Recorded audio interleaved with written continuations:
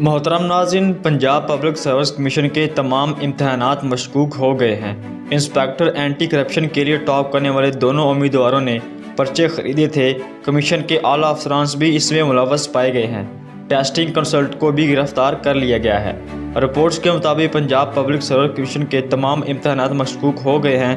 Paper leak करने वाले गिरोह ने 12 इम्तहानात के पेपर लीक करके फ़रोख्त किए थे, जिनमें लेक्चर्स, तहसीलदार, डिप्टी अकाउंट्स ऑफिसर, इंस्पेक्टर और असिस्टेंट डायरेक्टर एंटी करप्शन के पर्चे शामिल हैं। वज़ीर आला की बनाई गई तहकीकाती टीम ने इब्तदाई रिपोर्ट तैयार कर ली है। तहकीकात के मुताबिक PPSC के मुतअद्दिद अफराद के मुनज़्ज़म गिरोह के साथ राब्ते थे। मुलज़मान ने तस्लीम किया कि इंस्पेक्टर का पर्चा लीक करने का रेट 10 लाख से 15 लाख रखा है। ये पर्चा 8 अफराद को फ़रोख्त किया गया है। एंटी करप्शन के इम्तिहान का पर्चा 12 लाख से 18 लाख के दरमियान फ़रोख्त किया है।